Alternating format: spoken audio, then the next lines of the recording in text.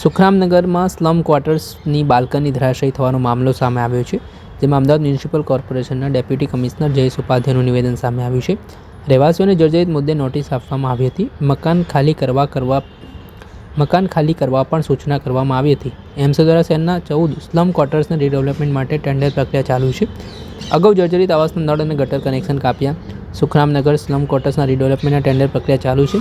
જર્જરિત મકાનોમાં નોટિસ આપવા છતાં જે લોકો રહેતા હશે તે દુર્ઘટના ઘટશે તેની જવાબદારી જે તે વ્યક્તિની રહેશે. આ મામલે શું કહી રહ્યા છે ડેપ્યુટી કમિશનર જયેશ ઉપાધ્યાય, તેમને સાંભળો.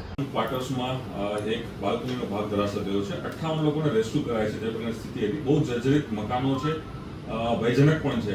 કેટલા આટલા મકાનો છે અને મહાનગરપાલિકા શું કાર્યવાહી આને લઈને કરવા માંગી રહી છે? એટલે આ જે છે એ સ્લમ ક્વાર્ટર્સ છે અને જે તે વખતે કોર્પોરેશન દ્વારા બનાવેલા હતા. એ આપણી જે પોલિસી હતી 2016ની એ અંતર્ગત બનાવેલા હતા. લગભગ 30-35 વર્ષ ઉપરની આનું આયુષ્ય છે, એટલે ઓલરેડી જર્જરિત થઈ ગયા છે. વારંવાર આ લોકોને આપણે નોટિસ પણ આપેલી છે કે વેકેટ કરી જાઓ, તેમ છતાંય આ લોકો ત્યાં રહેઠાણ કરતા હતા અને આ પ્રકારની ઘટના બની છે. એ ખૂબ દુઃખદ ઘટના છે.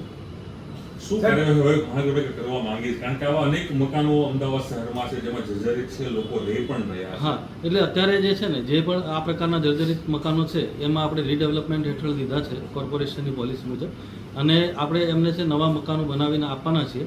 પરંતુ એ લોકો જે મકાન છોડતા નથી એ બાબત બરાબર નથી. એસ્ટેટ દ્વારા પણ કાર્યવાહી સતત કરવામાં આવી છે, નોટિસ પણ આપવામાં આવી છે.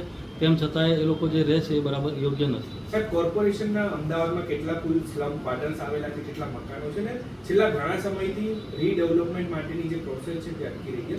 લોકો જીવના જોખમે ત્યાં રહે છે, તો હવે કયા પ્રકારની કાર્યવાહી છે? એટલે અત્યારે છે આપણે લગભગ 14 આવા આવાસો છે એ આપણે રીડેવલપમેન્ટ હેઠળ લીધા છે કે જેમાં જર્જરિત થઈ ગયેલા છે અને તમામ જે છે એમાં ટેન્ડર પ્રક્રિયા પ્રગતિમાં છે.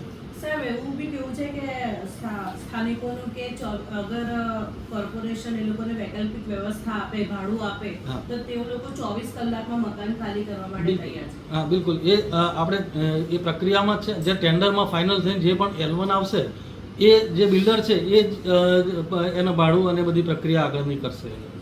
શું એક નીતિ બનાવવામાં આવતી હોય છે આવા જે સ્લમ મકાનો હોય છે? મહાનગરપાલિકા બનાવતી, પરંતુ મેન્ટેનન્સની જવાબદારી જે તે વ્યક્તિની હોય છે. મેન્ટેન થાય છે, નથી થતા, જવાબદારી એમાં નીતિ શું બનાવવામાં આવી છે? એટલે નીતિ આપણી એવી છે કે આપણે બધાને બનાવી અને એ લોકોની સોસાયટી ક્રિએટ કરી અને મેન્ટેનન્સની જવાબદારી જે તે રહીશોને આપી દીધેલી છે.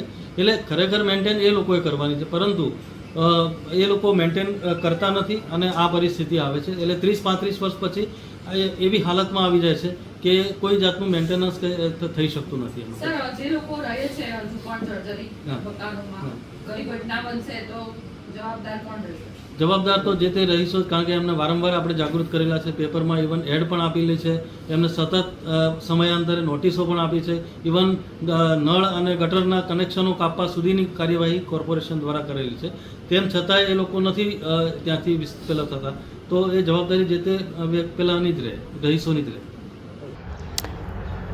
આપણે સાંભળ્યા હતા ડેપ્યુટી કમિશનર જયેશ ઉપાધ્યાય. તેમનું મોટું નિવેદન સામે આવ્યું છે, તેના કારણે રાજકારણ ગરમાયું છે. દર્શક મિત્ર, આવા જ વિડીયો જોવા માટે એન કવરેજ ન્યૂઝ જોતા રહો.